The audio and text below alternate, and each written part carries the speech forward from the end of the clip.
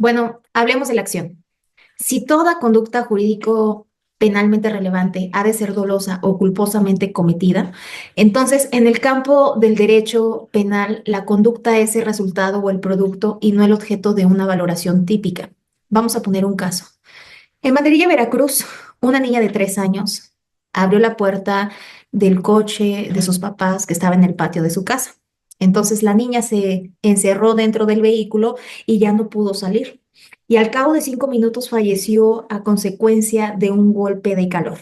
Entre tanto, había una mujer que trabajaba limpiando la casa de los papás de la nena y entonces la mujer que trabajaba, le vamos a poner X1, estaba lavando ropa en el mismo patio de la casa. Analicemos la situación. En materia penal prevalece la opinión en el sentido que para el análisis de un caso se debe de estudiar la conducta, la tipicidad, la antijuridicidad y la culpabilidad. Es por eso que el delito se define como una conducta típica, antijurídica y culpable. Dentro de los cuatro elementos del delito suponen una prelación lógico-numérica.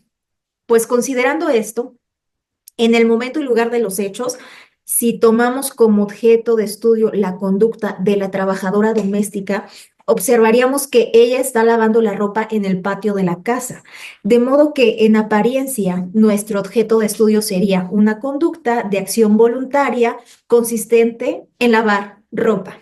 Sin embargo, al llegar al terreno del estudio de la tipicidad, observaríamos que lavar ropa es una acción que carece de relevancia jurídico penal, puesto que no se trata de una conducta típica. Por eso mismo, algunos estudiosos del derecho penal, como lo es Rubén Quintino Cepeda, considera que no solamente debemos aplicar la definición de delito, sino que también el método de análisis de casos para una reconfiguración. Solamente si concebimos a la conducta como el producto y no solamente como el objeto de una valoración típica, podríamos tener mayor certeza de la solución del caso. La recomendación es que al delito se le defina como una conducta típica, jurídica y culpable, porque la conducta no se le debe estudiar separada del tipo. ¿Por qué? Porque en realidad el tipo penal es quien define la modalidad de la conducta.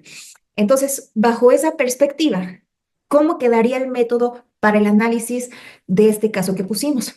El método para el análisis de casos en materia penal se debe de iniciar con tres preguntas fundamentales. La primera, ¿cuál es el bien jurídico que dolosa o culposamente se lesionó o que dolosamente se puso en peligro?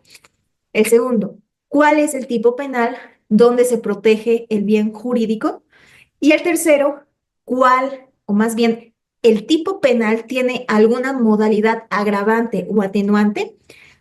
Para este caso que pusimos de ejemplo, entonces las respuestas quedarían de la siguiente manera. A ver, ¿cuál es el bien jurídico que se lesionó? La vida. ¿Cuál es el tipo penal donde se protege la vida? El homicidio. ¿Y ese tipo de homicidio tiene algún agravante o alguna atenuante? No, por tanto se trata de un homicidio simple. Y entonces una vez que identificamos cuál es el tipo penal, nuevamente tenemos que hacer tres preguntas. ¿Cuál es el grado de ejecución del hecho típico? ¿Cuál es la forma de intervención del sujeto activo en el derecho típico? ¿Y cuál es la modalidad de la conducta? De tal forma que en este caso las respuestas quedarían como el grado de ejecución del hecho es una consumación instantánea. ¿Cuál es la forma de intervención? La autoría directa. ¿Y cuál es la modalidad de la conducta? Una comisión por omisión culposa. Recordemos que los elementos de la clasificación están en nuestro Código Nacional de Procedimientos Penales.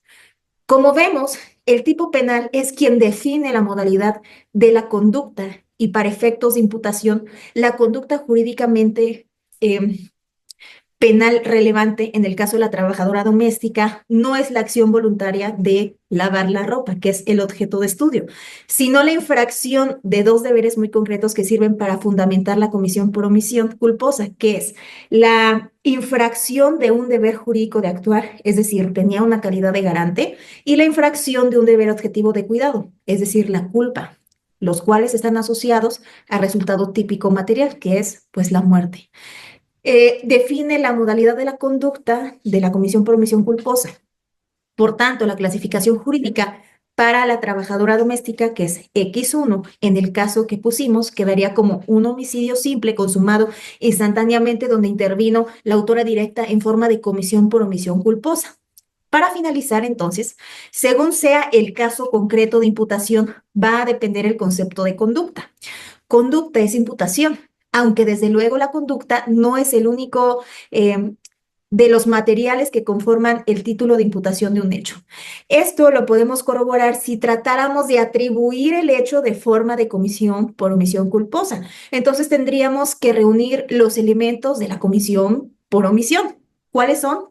A ver, la inactividad del sujeto activo, la cual se obtiene a partir de la acción de que ella se esperaba, la calidad de garante o deber jurídico de actuar, el resultado típico material que es descrito en el tipo penal que se atribuye, la atribuibilidad del resultado típico material que es la muerte, del comportamiento omisivo del sujeto activo en la medida en que se pruebe que ella pudo haber evitado el resultado, y la culpa o la infracción al deber objetivo de cuidado, esto es la creación de un riesgo no permitido.